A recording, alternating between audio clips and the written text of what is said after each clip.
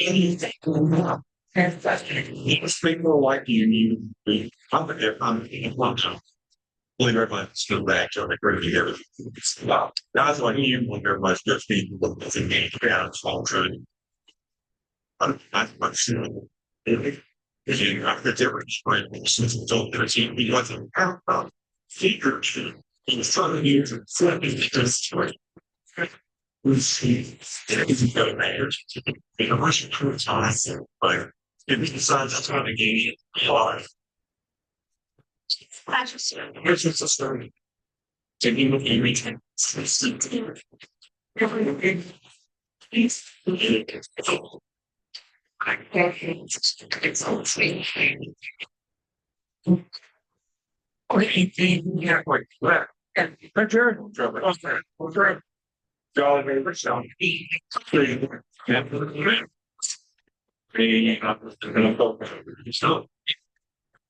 Thanks.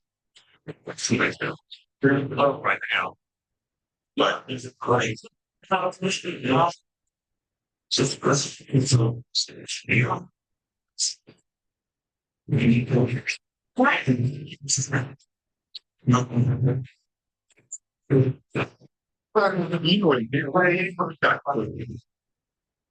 Condition. You mean, you know, sexual. Yeah,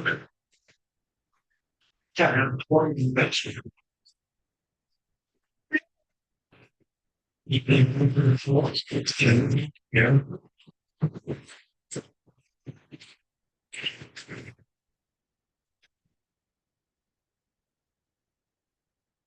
That's now like enough this one break worthy.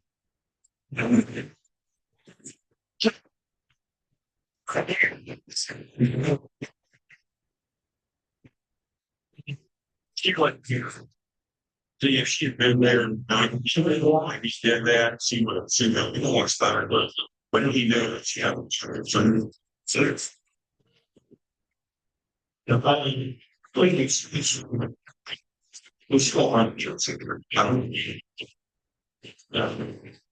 well, she's in pretty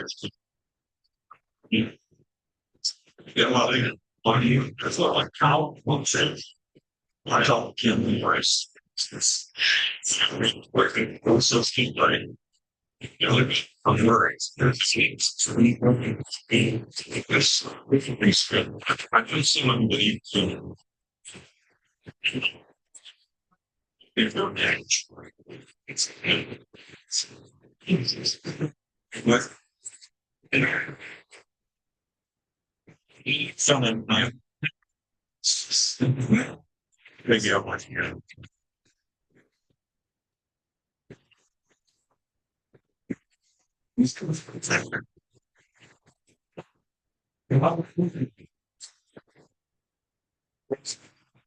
Ambition makes me on the platform. It's lots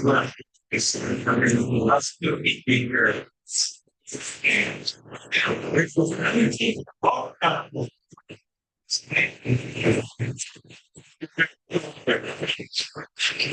like you, yeah, there you go. I don't have one. So he just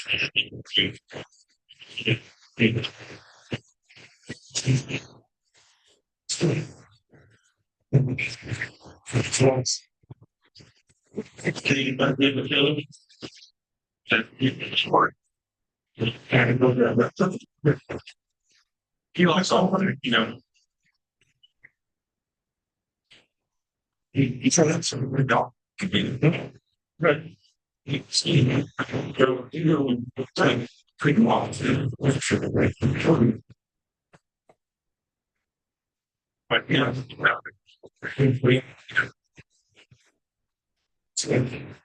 I'm sorry. People understand.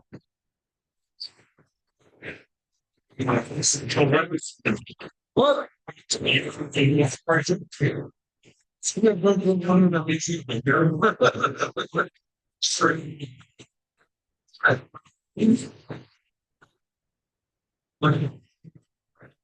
That's exactly what you should with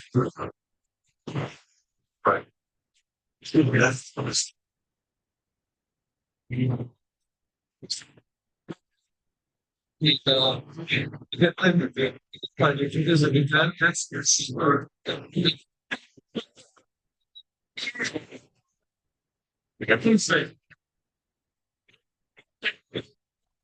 yeah.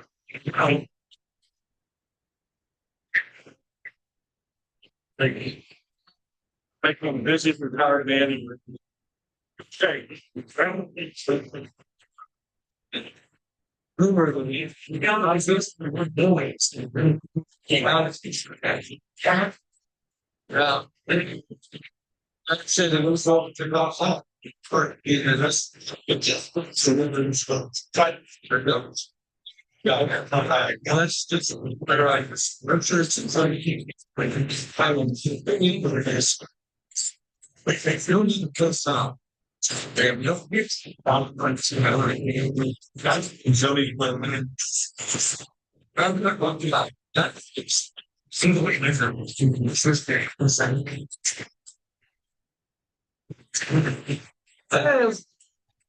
Well, trying to get me something. Daddy is. If you're introducing me back, and I make sure he's not. Does he get one for your learning? It's very pretty to work out. I'm right there. Jack is yes. Kings and thanks. Pretty much we're ready to run. I got to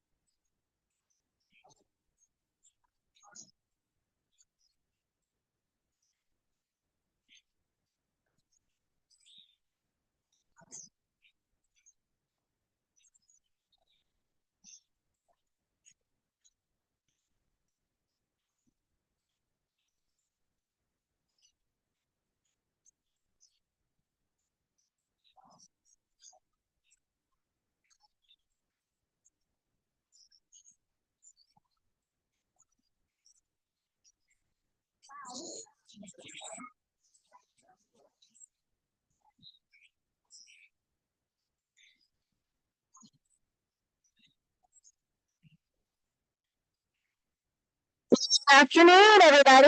Welcome to Rotary Club of Brentwood. Yay! My name is Jennifer Bourne. Thank you.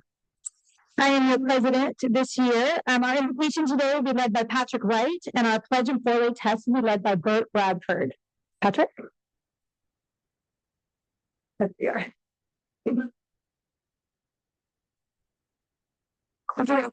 Prayer, please. Almighty God, we come to you today with thankful and grateful hearts. We give you praise for the beauty of your creation and for your grace and mercy towards us. We pray for your strength and guidance in all that we do, and may we be challenged to always give the best. We pray for your guidance as well as we seek to be peacemakers, and that we would also bring light to the places of our world. We remember those in our Rotary family today who are dealing with loss and illness. We pray that you would comfort the family of Karen in her recent passing. We ask that your peace would be with Dick and Mary Dickerson in the loss of his mother-in-law, for Anne Dunn in the loss of her husband John, and for Roger and Shirley Greenup in the loss of Shirley's sister Dawn. We pray for their healing and for the full recovery of members Louis Rankin and Rod Freeman. We also pray that you would comfort our members who are dealing with issues only known to you, and that you would work in each of those circumstances. Please bless this food to nourish our bodies and prepare us for service. And bless us during this time that we share together. May we seek your will, and please help us to live into our motto of service above self. Amen. Those are journalists being recited of Pledge of Allegiance. I pledge allegiance.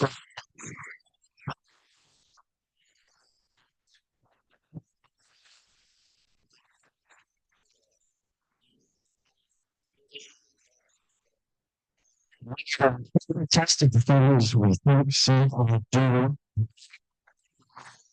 Second.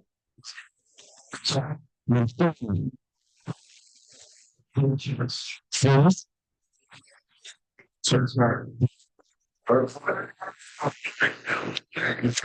All right, and now Steve Tate is going to introduce our guests for us today. Yes, ma'am. Okay, our guests today, we have a couple. May I have your attention, please?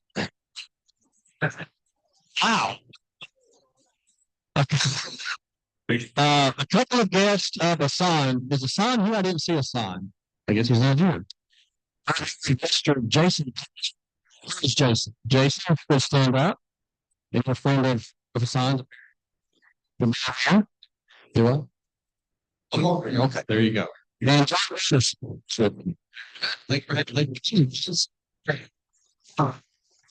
okay, and we have somebody from the morning. I'm sorry, Nashville Chamber. She's been here before. Miss Rhonda Farley, where she is. I just saw her. There she's right there. Thank you. Okay, from the morning,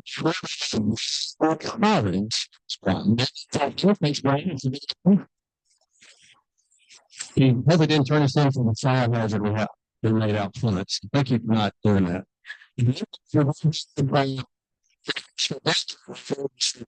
Great. Where's the neck? This here? And there's anything. Unless anyone else wants to do this, or wasn't it? No? Okay. All right. Thank you, Steve. Next, we're going to announcements. The first thing we're going to do today is we're going to induct a new member. So if Mark McFerrin would come up here and introduce us to John Thompson. Take your time. Just kidding. I know, sorry. All right. Big day. I'm going to bring in a new member. And this is him. John Thompson. Hey, this is Dr. John. John, I got history. You don't have to go into it. We won't go into that history. But he's been going through the membership process for weeks. Weeks. And we finally got it. So there's the day. He's a native at Nashville. So thank you for opening the book for all of us to come. And looking forward for the season. He's been involved in faith-based nonprofit leadership for many with folks on the panel. He's currently the Vice President of External Affairs at Graceworks, which we support. He's got wife Angela, they've been together 30 years. And I've met Angela, and you definitely outkicked your coverage for sure. They're both married. I believe. Yeah. Hottie is what I said. Hottie Sonny's what? Hottie. Well, I met her. She's Hottie. Okay, you're the Hottie, right? They got two adult children that are married, and one will be giving them their first grandchild later this year. That's the big news for sure. But we're glad to have him in the club. He's going to do great. John knows what it's like to work with others. He and his wife mentor a lot of young adults, 20 and 30 somethings. They've been involved in campus ministry over decades. And the kids are home all the time. So, John, we're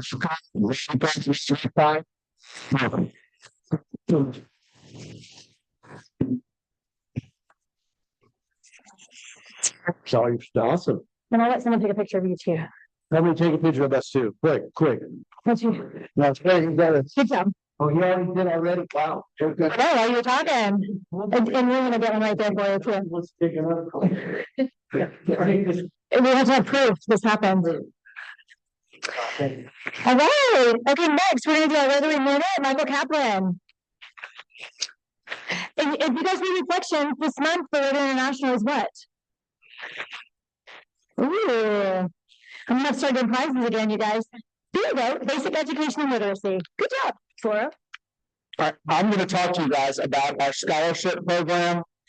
For those who don't know, all the money for scholarships comes from two places: the golf tournament and our foundation drive. This is why we need the money. We give away $37,000 every year in scholarships. That is a $3,000 scholarship to Brentwood, Overton, and Haven. And the Destiny Days Scholarship. Those are 4-year scholarships for $3,000 a year. And we also do a scholarship at Overton for the Black presidents. It means we start from just $47,000 for scholarships. Supporting this foundation that's ready for the golf tournament next year, because this is where your money goes.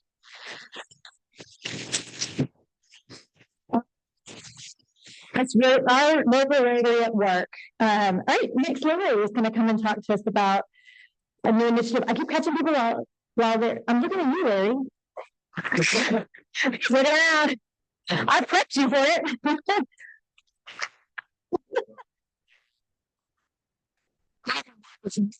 Big often does, in fact, done something very. We'll talk a lot about that in October. So last night we're talking to the Rams. It's a great club. I mean, it's a great club. We have fun. We do great things. But there's something missing.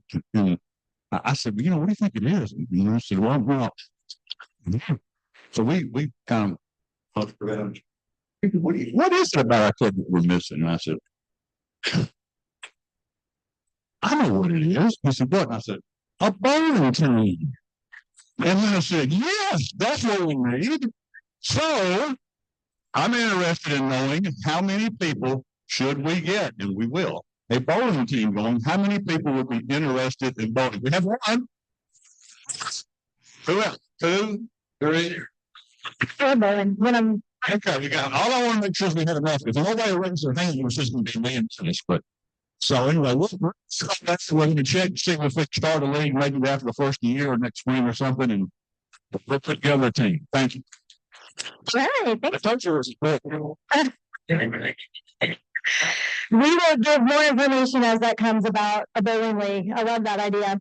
Laura, one thing that I love about our new member today, did you guys catch that he works at Graceworks? So we're working on some service opportunities with Graceworks to up and coming, and Laura's going to share some other service opportunities with us now. Okay, we have a couple of very big service events coming up. First is going to be in October, the 17th, is that right? 17th. The Martin Center is not available for our meeting, so we're meeting off-site at the One Gin Warehouse. Oh, right? Right? Okay. So we're going to meet there in Cool Springs. So we will definitely need some planning ahead to make sure you all are going to attend. We will provide lunch there, but we will be serving together. We will be boxing things up, packaging food, and all of that ready to go be distributed. So we're going to work together. This is an in-person service opportunity during our regular meeting time on the 17th. Okay, so keep that, file that away, get your phone out, change that location if you have a recurring meeting for this. Anyway, okay, so keep that on your radar. And then secondly, we are going to do a cleanup day at Owl's Hill. Some specific things that are going to happen there is removal of some invasive species. Banks Hickman has headed that up. Banks is an arborist and he knows what he's talking about. So he's working directly with the team at Owl's Hill in order to help us bag invasive species, physically remove the invasive species, haul them out, and then we work together with tools and cleanup to make sure that we can leave that in good shape. Let's see.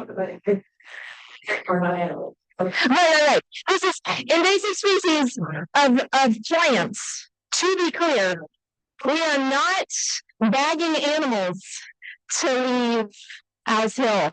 Wow, thank you, Betsy. That could have been really confusing. So we need at a minimum 24 people to participate. This is going to be on a Saturday in November, and it should not conflict with the really important football games that day. It should be okay. But there is a sign up that we've created because we've got the other event coming up first. We're going to start our signups for Owl's Hill next week. We'll make that very convenient for you. If you have friends or co-workers or family members that you would like to bring with you, this is perfect opportunity to get other people to see how Rotary serves together. And we're planning to partner with the Tree Board in order to make sure that we're raising some awareness about what we're doing as well. And thanks to Banks for heading up this effort. And if you guys ever have any questions on things that are going on, it's in this thing called reflections every single week. All right, next is Happy Bucks. Who's happy? Thanks. It's happy.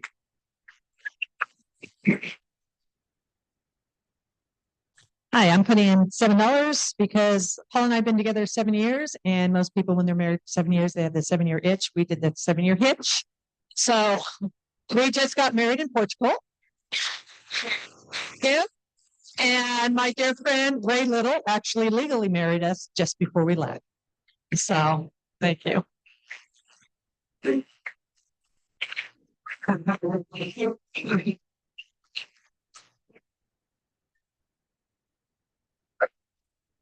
right, I'm going to put through again. First, 2 weeks ago, we got a big surprise. It was 4 weeks early. Ellis Ray Andrews. And so I have a second grandson. Congratulations to Paul and Sheila. So much fun. And thanks for our esteemed mayor speaking. I'm so happy he was in that role, and he does such a great job leading the commission and the city. So it's good fun to hear what he has to say, but I can tell you he is doing a fabulous job as mayor. So I'm very thankful. Thank you.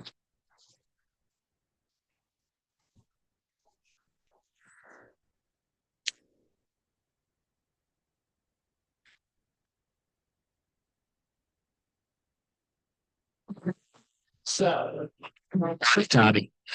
Now that what the dollar was for, actually 50 cents of that goes to big dollars.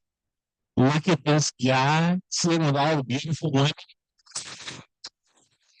How did you do it? You are the man. Another one is for your table mate, Jennifer. That hat rocks. So stand up and show me your hat.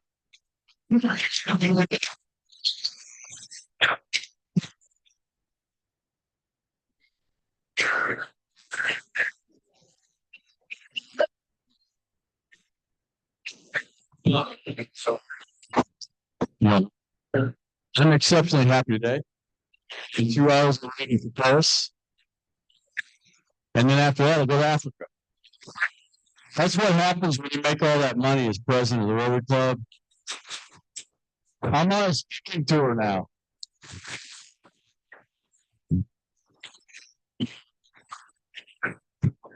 So a week ago, my daughter was but I just got a text from my wife. She was out of surgery. It was all successful.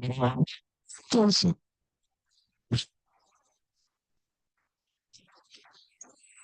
Else?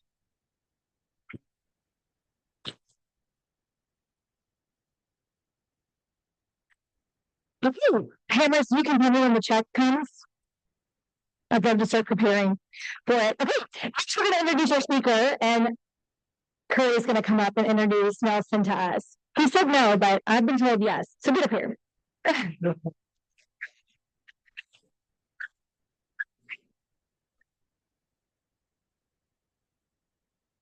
Thank you, Jamie. I'm trying to certainly the family not to do this. But they got my attention, but it's okay. And anyway, I was from there since 1979. We came here from Michigan, and we're still happy that we're here. Nelson has been an important part of the family. That's also brother Kelly. Nelson and Kelly both went together in high school. Nelson went to register for 4 years. After that, he went to Detroit for General Motors for a little while. And then skipped the opportunity in Plano, Texas, to work with Ross Perot's company, EDS, Electronic Data Systems. And after that, he went to Denver for 2 years. And after Denver, he decided to run a campaign. He could go anywhere he wanted to, and if he wanted to come back, great. So he's been in the dealership ever since then. About his executive and it was become a very multifaceted individual. He's had so much children. He can work with different companies, and there was too many to name.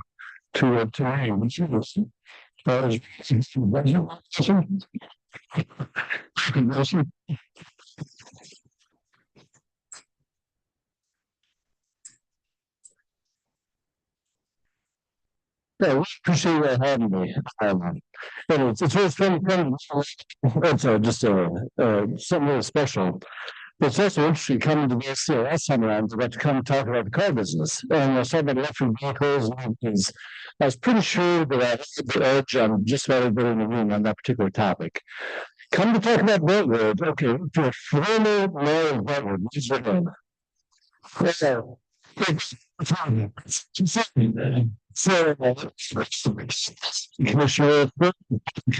Ford. This is one. All right, so 3 of those. If you were a correct fire chief for the city of Pete Fire to one. So, and I think if I came back with the list, I think everybody in the school board members and the current county commissioners, I think there's somebody in this room better qualified than I am to talk to just about people we're talking about. But so it is really a pleasure to serve in Brentwood. Sometimes we talk about this morning, people are like, as because of any function. What's it like to be the man that, I think it pointed out that one of these are the top 50 most affluent communities in the United States, which is a height of probably top 10. But we have to affluent, diseducated. What's it like? The code behind the product and record. I just wish customers get problem solved and be high level. They have high expectations, but you can talk to them, you can have really good conversations, and you can collaborate on how to make sure things are working right. And that's what it's like being there for that. You come in, really blessed to have a fantastic community. And we're a lot of folks here that are with you. If you get the opportunity to sit down and talk to them and explain what's going on, you can probably solve it a very high level. And I think that's part of the secret sauce that gets us the results that we get as Brentwood.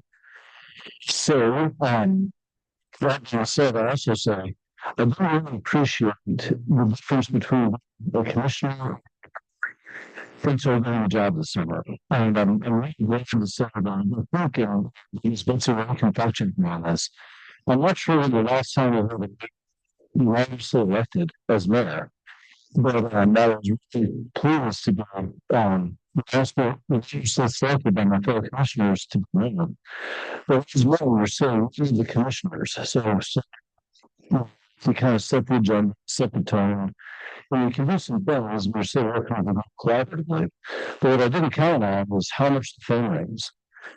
I think I had the best all-time record this week. The number called, I wanted to phone. I said, "Was this the mayor's office?" Or was it, yes, was this? That's the phone. The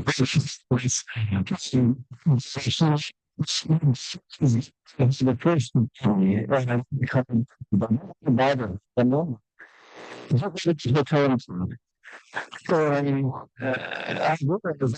actually stay in the hotel in Brentwood. Spent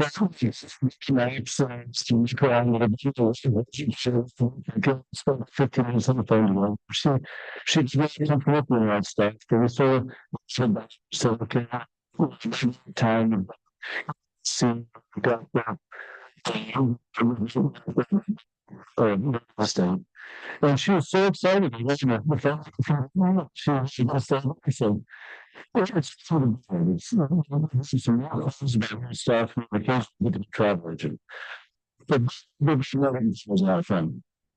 So my instruction for first talk about anything in 25 minutes or less. You try to do if try to do a fairly high level of flyby on a lot of the stuff going on. And try to do some questions or some time for Q&A afterwards to move on what things that you're really interested in. So let's look at the red button. So starting out as mayor, I think we have some basics you need to do. Part of that is what makes Brentwood. What are the basics? But I bring this up because I think when done properly at the local level, as a city mayor, and really as other commissioners, we're very operational. I know politics tends to focus on the ideological and some of these big issues, but if we're doing it as a government, we're talking about dams, we're talking about public safety, we're talking about water and sewer, we're talking about the basic operational aspects of the business, city and the citizenry. And so we have to focus on that first. And then if we have some resources left over after taking care of basics, then we can have we get into an outstanding level and some other stuff.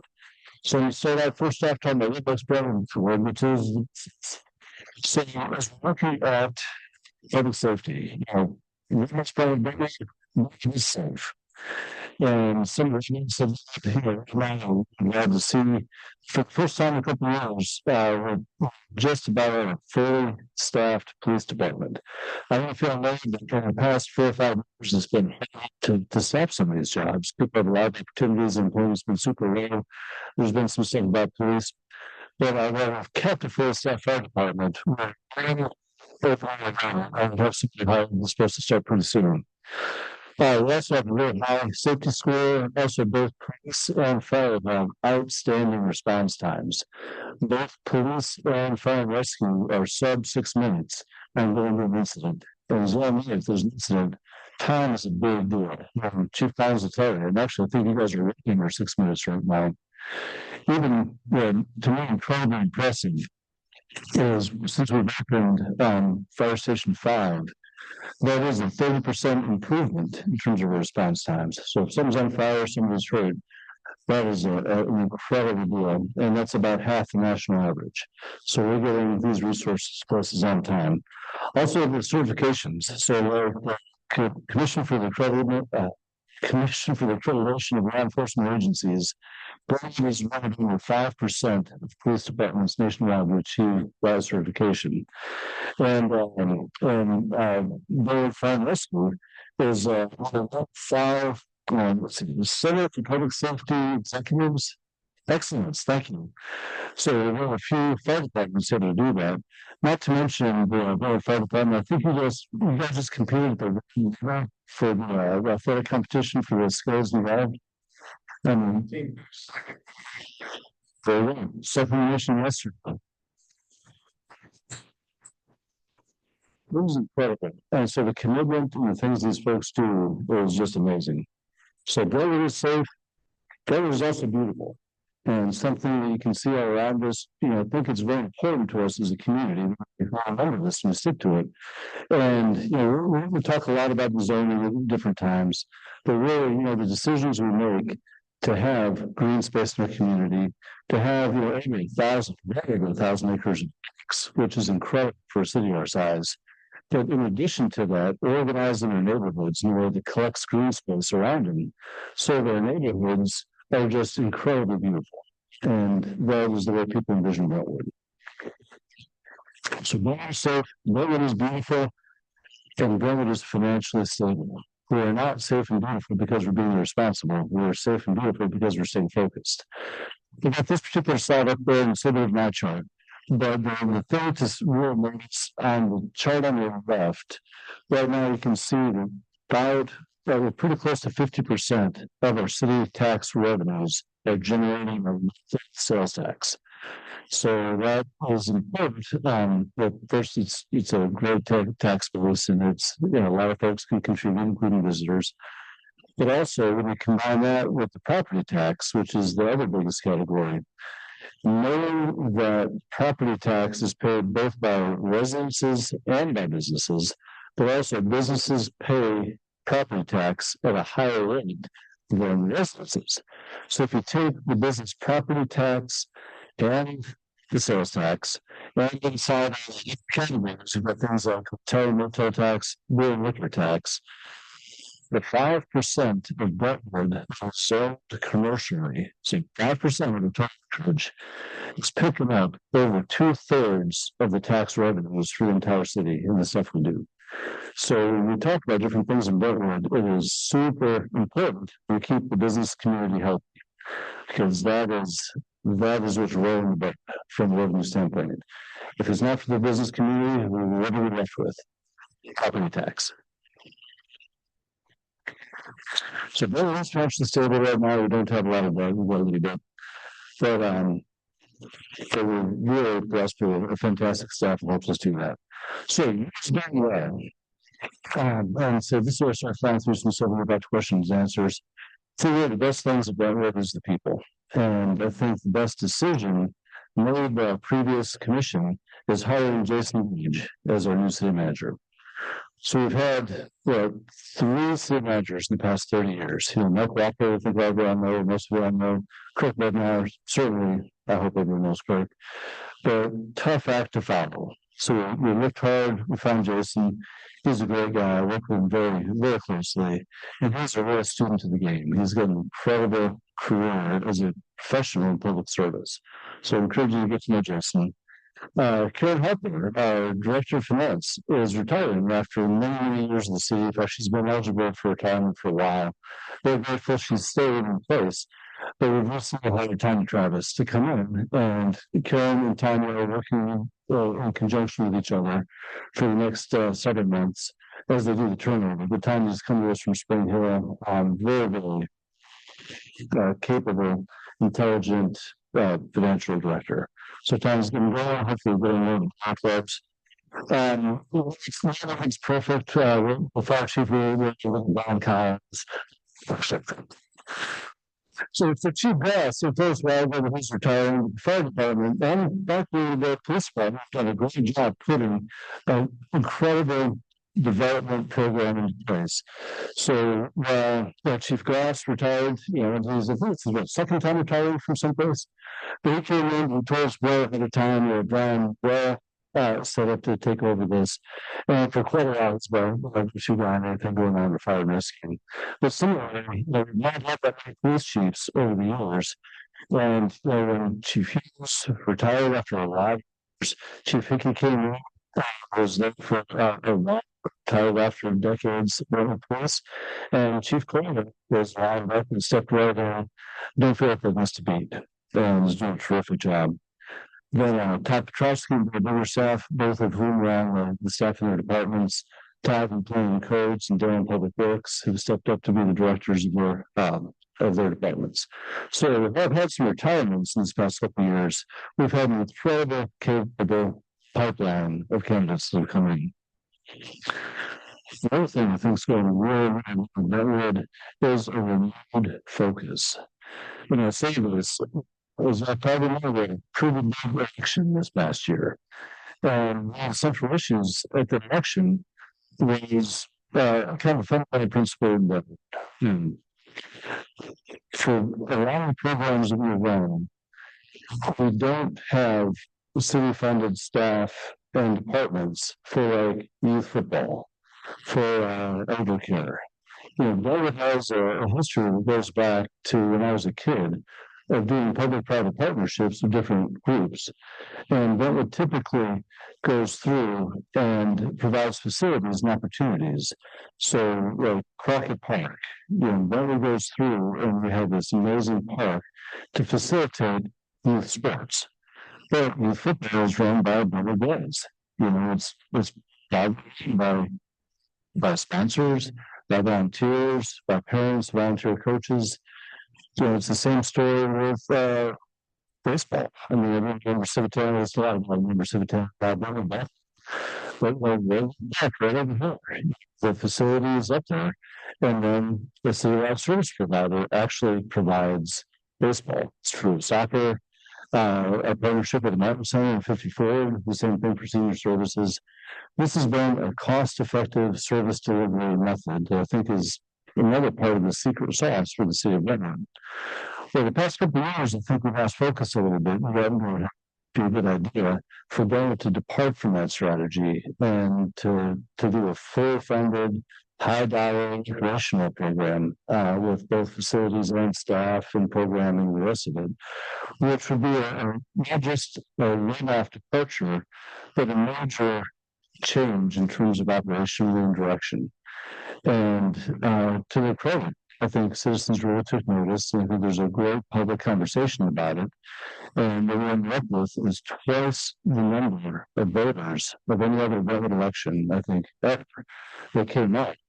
And we've got several new commissioners in the commission. And one of the last compliments I've heard is someone made a comment to Jason as he came in was, now we've got the commission that we thought we were doing when we were hired last year. I feel like we've got a really good commission of folks that they understand the background of Brentwood, they really understand kind of the approach to problem solving. And it feels like it's majorly refocused back on what I was saying earlier, which is what is our job? It is public safety, it's public works, it's roads, for whatever, it's parks, it's other things, but not necessarily some of the stuff that we've been very distracted by lately. So that's kind of the citizen engagement. I gotta say that library is a crown jewel of Brentwood. I've never wanted to come out and speak without mentioning that. I also mentioned water and sewer. I would say that water and sewer, nobody talks about water and sewer. So that's right, because it's well done. There's some other companies around here, and all they're talking about is water and sewer. Because if we're doing well, they're not going to hear about it. But if we're doing it, it's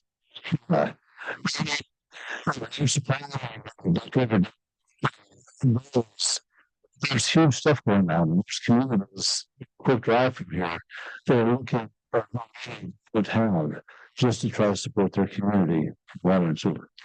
I do want to put on the radar Brentwood does trust in front of as part of a long-term master plan. It does call for a climatization tank, which is essentially that but it calls for a second tank. What it does is during huge storms, it stores the excess rainwater that makes its way into the sewer system. It keeps the sewer system from having any kind of runoff until the pumps can pump it down. So we're seeing a pretty good size stormwater utilization tank going in interstate at I-65 and Concord Road, kind of in the corner of Crockett Park, tucked in kind of between WSM Tower and interstate. So if that surprised you, there's been a master plan for a long, long time, like a lot of things. Things have been planned for a long time, and all of a sudden people seem like it happened suddenly. All right, so I guess anyone, hopefully that makes sense so far. So what are we doing right now? So this is the last we'll come back and give more detail of other things that we're going to cover more. But McEwen is a big deal. And show of hands, who's driven down McEwen? Big project, right? So that was phase 4 of the McEwen extension. Next year, phase 5 of the McEwen extension starts, which is from Wilson Pike east to the Brentwood city limit. So just sort of finds a straight line up there at 60% Brentwood, 40% Franklin, straight along the city limits. This is a big deal because I don't know if you have noticed, but occasionally Concord Road has some traffic on it and it's so congested. Really challenged in terms of east-west routes. And once again, this is not something super new. If you go back from previous long-term planning, you can see a number of things in there in terms of trying to help alleviate east-west kind of traffic congestion. So McEwen is a critical part of that. Long-term, we really need to pick up the ball. We need Wilson County to pick up the ball. We need the city of Smyrna to pick up the ball. And that road needs to go all the way to 24 as another east-west route between Concord Road and 840. Just to try to take local traffic and try to alleviate some traffic on 65 and Concord Road. Another east-west route is Old Smyrna Road. So, and this is a big one, and it's kind of like the cliche in the music business. People will say that you've got to work about 20 years to be an overnight success. That's Old Smyrna Road. And this is a road that people think of as, kind of a very picturesque, beautiful road. Think of trees and rock walls. Well, Old Smyrna Road is about generous. I think they're about 7.5-foot wide lanes. Well, I think other roads in Brentwood are about 10-foot wide lanes. And if you locked your side mirror off with oncoming traffic coming down Old Smyrna Road, you can lose that extra couple of feet. So you can't just put a couple extra feet in there. And we've known this for a long time. So I think the first study on that, and it was 15, 20 years ago, when it came out that we'd have to do something about this road. And there's been a cumulative investment for several decades to make sure that we can go through and make this better. So what we're going to need to do is actually take that investment and we're going to move the primary part of Old Smyrna Road to it is right now.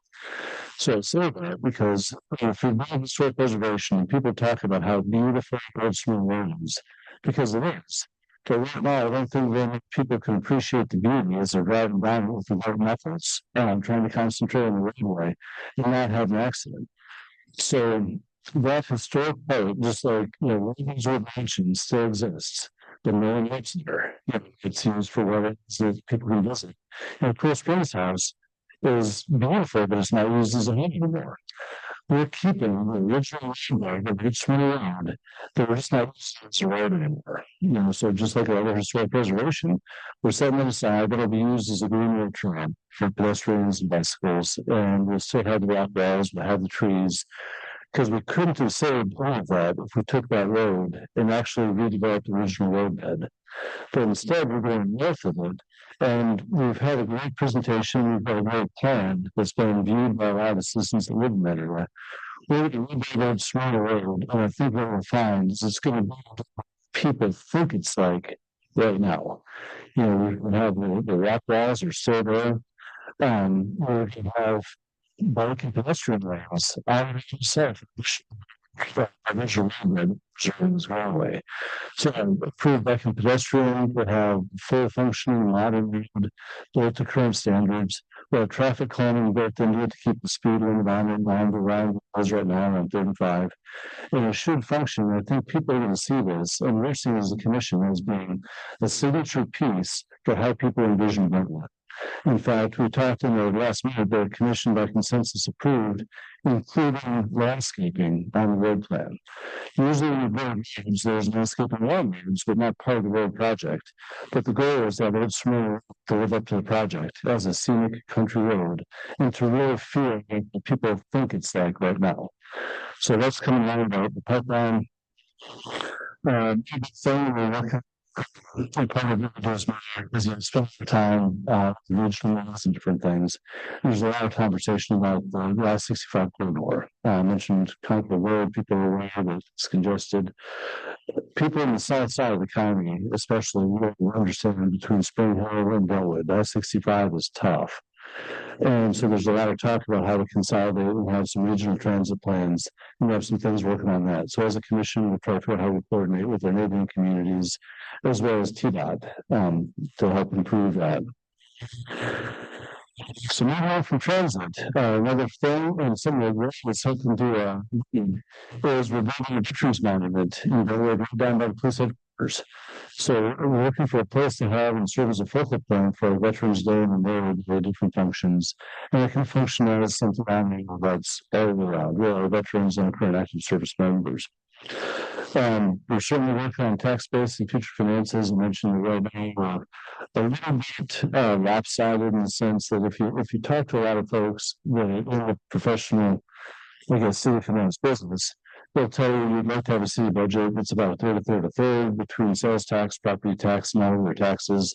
Right now, as I pointed out, we're about 50% sales tax, but it's not really something we're looking at changing anytime soon, but we have to make sure that we're being aware of, okay, what are the risks of having a very business and sales tax oriented structure? And what do we do to make sure that stays healthy? So what I mentioned, cell coverage. Who's noticed that East Brentwood is kind of a one-bar town? Anybody? Show of hands. Yeah. So it kind of drop in service. It's gotten a lot of worse since COVID. I'm talking to the folks like the state-wide government officials for Verizon actually turns out. And so talking to these folks, the cell coverage, the cell use in the Verizon has really spiked up since COVID. But people have been using devices a lot different. It's put a lot of pressure on the system.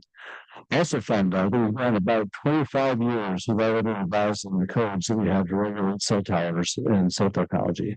And it turns out it's evolved in the past 25 years. So we're taking a look to figure out, okay, is there a reason it turns out that we've got some revisions and we need to take a look at. Not big changes, but just to acknowledge what they've learned about how to build safe cell towers, trying to get them. So we're taking a look and trying to collaborate with those folks to allow some improved cell coverage to go in. And we're optimistic about what that is turning out to be. And of course, bike and pedestrian connectivity. When I was running for the commission, I think it was you guys, we had a question on my candidate. The question which is the most bike and pedestrian friendly place you've ever lived? And what is the least bike and pedestrian place you've ever lived? And it turns out it's both one. The first I first met which has got, steep roads, it's got ditches, it's got no sidewalks, it's got no bike lanes. I mean, you're just sharing on traffic. That's how a lot of the west side of Brentwood is there, and other ditches and this sort of stuff. Now, the east side of Brentwood, where Trish and I live now, we can get from our house to Concord Park, or to Crockett Park, to the YMCA, to Lab, to the village, to Smith Park, without ever putting a rail on a public road. The street from us. I walk them all the time. We've got the best sidewalk system of any place I've ever lived. So we're trying to get Brentwood around to that. It takes time. But like right now, for instance, Brentwood is almost completely connected from Old Hickory to Moore's Lane along Franklin Road, except for about a quarter mile, right at Concord Road.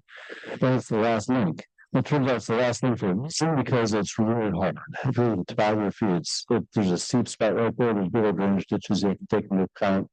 So it's going to be kind of crazy expensive, but that gets us north and south right there.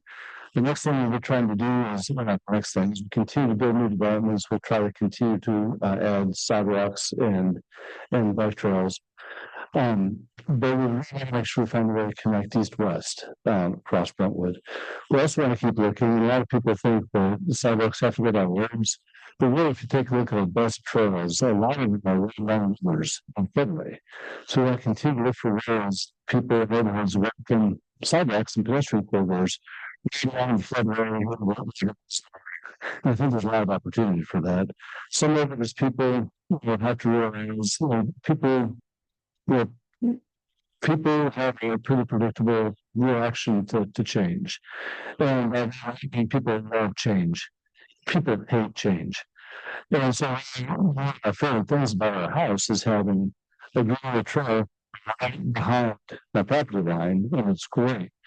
If you don't have a green trail behind your property line, it's nice to add it. Sometimes your first reaction is, I don't want anything to change. But I hope people will take a look at that and look for opportunities and think, this is a really positive change. If we have an opportunity to get a green trail in somewhere, I hope people get behind that because it's really green. So I mentioned a number of different challenges. I mentioned transit, mentioned the city revenues, mentioned bike and pedestrian stuff. What is the way forward? And really, what's the story? If you were left with one thing, I think we would have on a Brentwood 2040 plan. So Brentwood has been characterized by great leadership for a long time, and many mayors and commissioners before me had a 2000 plan, the 2010 plan, the 2020 plan, 2030 plan. And the most recent revision to the plan was done around 2015. 2016 was the updated 2030 plan. Well, now, if you check your watch, it's 2025. It is time to do a 2040 plan. And we'd like to get citizens really involved because what happens in this planning, with these plans, I would love to say these plans are just about putting all the ideas, circling all the good ideas and passing through all the bad ideas. But the bad ideas, is what we end up doing is having a lot of good ideas, and we have to circle the ones that we can fund. And we're going to have to have other ideas, that either because of expense or different things, there's a lot of compromises that have to be made because we don't have revenue, we don't have the opportunity to do a good idea. So the 2040 plan is a chance to sit down as a community to talk about which compromises do we prefer. I'd like people to take the opportunity to get educated on what's going on right now. How does it work? What do we need? We start thinking about, okay, if we want to improve transit and congestion, what opportunities, where's the cost and what compromises does that drive? We can do some stuff in there. If we're talking about the tax base, then we're talking about the fact that the commercial district pays all the dues. Well, okay, so that's really necessary to keep a healthy commercial district and how we keep it relevant and for the next 15 years. And the compromises that have to be made to do that, and we prefer that. The decision overall, we prefer property tax. And it is totally valid. But we need to decide as a community what are the options and what are the compromises that we need to think about as a community. We talk about all these different issues that we mentioned, the public safety, the having a steady, good staff, how we use our land, how we have the character of the community, how we keep it beautiful. The 2040 plan and participating in the process and getting a wide range of people involved can give us really good data, feedback on how to keep that on track and how to keep it forward looking. It'd be nice to think that we just take Brentwood, an incredible place it is right now, and just freeze it and never change it. But a lot of people have tried that over the years, and that turns out to be kind of a bad luck strategy. And we can't just freeze it and make your best year right from there on. And we'll make sure we don't do that with Brentwood either. So, with all that, thank you. And looks like we've got time for questions. Jennifer, how much time do we have? 5 minutes? A couple minutes? All right. So with all that, what questions do we have? I think when I was in high school. It's 35 years. 35 years. Yeah, it's been a minute. Yeah. I do want to differentiate between the property tax rate and the property tax base, because it's not that we haven't raised property taxes in 35 years. We've increased the tax base by having Costco come to town, having new dealerships come to town down the south side, the southern business district in Spy. And we're lowered the tax base quite a bit as a way to keep this going, but we're willing to grow the tax base. Would you guys and Wellington County commissioners?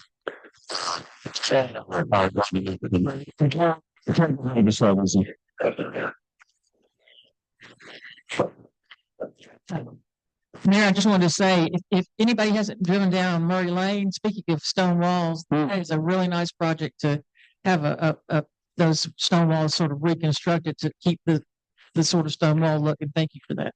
Hey, thank you, Brent. That is because there's something that the commission was talking to public works about, and it's been thinking entirely about public works staff using materials everywhere. So they've done an incredible job, also really efficiently, to do a good job without making it a huge burden on the taxpayers. Sir, What's the status of the redevelopment of the site of the former Maryland Farms YMCA? so that site was purchased by Highlands, which is a commercial real estate development company. That acreage has been zoned C2 commercial, the same as Andrews Cadillac, since Andrews Cadillac was built.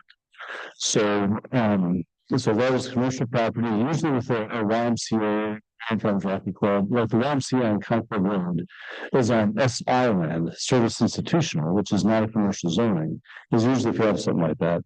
Well, Highlands purchased it and they've leased it to Williamson County Parks and Rec, who's currently running a program there, I think on a 6-month rolling lease, from what I understand. So at some point, Highlands put a plan for a mixed-use development. When I say mixed-use, it's not residential, but it is retail at the ground level and office up top, kind of at the Hill Center, Franklin Road in their own way. But when market conditions and the operation hits and decide to take down, frankly, whole aging facility, if it's there right now, it's pretty rough shape. It'll come up as a mixed use development. But when when Highlands decides it is. Is that up? I think that's right. 14 or 17. Well, that's the other number 17. Okay. That's pretty good size. So I think so. Yeah.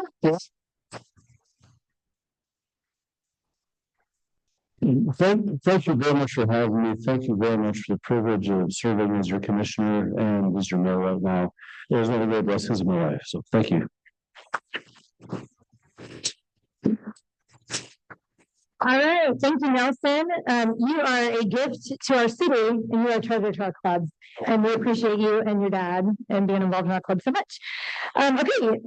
You know the radio, and because of my status, I put the pen right there. Hey, thank you. And I put the book so you can sign it for us. And for those of you who don't know, we sign books, our speakers sign them, and we're sharing these books with elementary kids. We read them and we talk about Nelson's time with us. So we do that every year with every elementary school in Brentwood. Okay, so want to re-welcome our guests, our BA guys over here, John and Jason, if you haven't had it, Brentwood Academy, if you haven't had a chance to meet them. John is the new headmaster, right? So it's nice to meet you. Brian Collins, our fire chief over here. He's also a morning club Rotarian. So thank you for coming. Rhonda, Nashville Chamber. She's been here a few times. We're glad to see you again. Renee, I didn't know you lived by Nelson, so good to see you. Brentwoodite, or whatever you want to call them. And then our Tom and Gil, who are going to be inducted quite soon into our club. Thank you guys for coming. We are always pleased to have guests, so please keep inviting. Next week, our speaker, I'm totally going to picture this, is Elman Jahangir. He's an Iranian American astronaut and cardiologist. So if you have any interest in that, come join us next week. Okay. Oh wow, that created some chatter. Okay, so stacks of 8, not totally against the wall, if you guys don't mind, and thank you for the good of it, and we're out.